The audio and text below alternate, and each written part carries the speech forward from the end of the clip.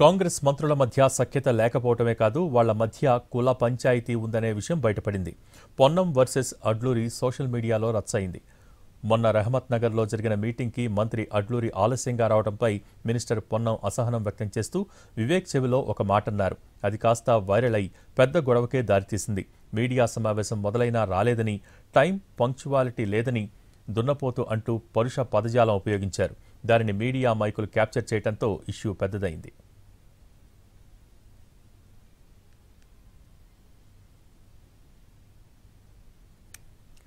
పొన్నం ప్రభాకర్ అన్న మాటలు కాంగ్రెస్లో కలకలం సృష్టిస్తున్నాయి. టీపీసీసీ అధ్యక్షుడు మహేష్ కుమార్ గౌడ్తో పార్టీకి చెందిన దళిత ఎమ్మెల్యేలు సమావేశమయ్యారు. కవంపల్లి సత్యనారాయణ, వేముల వీరేశం, శ్యామ్యూల్, లక్ష్మీకాంత్, కాలే యాదయ్యలు భేటీ అయ్యారు. మంత్రి అడ్లూరి లక్ష్మణ్కు జరిగిన అవమానంపై పీసీసీ చీఫ్తో చర్చించారు. పొన్నం, అడ్లూరిలతో తాను మాట్లాడారని, సమస్య సద్దుమణిగిందని మహేష్ గౌడ్ చెప్పారు. రేపు మరోసారి ఇద్దరు మంత్రుల్ని పిలిచి మాట్లాడతానని ఎమ్మెల్యేలకు చెప్పారు మహేష్ గౌడ్.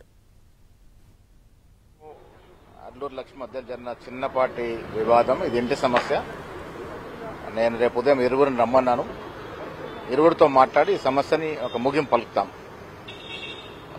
దళిత ఎమ్మెల్యేలు కొంత నొచ్చుకున్నటువంటి మాట వాస్తవం. వారు కూడా నన్ను వచ్చి కలిసినారు. వారు కూడా ఇదే కోరినారు. కాంగ్రెస్ మనంతా కుటుంబం. ఈ కుటుంబంలో వచ్చిన చిన్న తగ వీలైన త్వరగా దీనికి ముగింపు పలపాలనే విధంగా వారు కోరినారు. రేపు ఉదయం మాట్లాడి దీన్ని సెటిల్ చేస్తాం.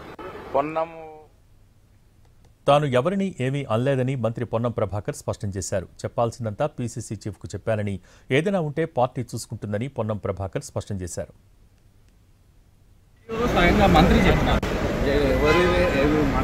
పార్టీ నాయకత్వం చూసుకుంటే పార్టీ నాయకత్వం ఇంటెన్షన్గా చేస్తున్నారని ప్రచారాన్ని ఈరోజు వీడియోలో స్వయంగా మంత్రి చెప్పినారు.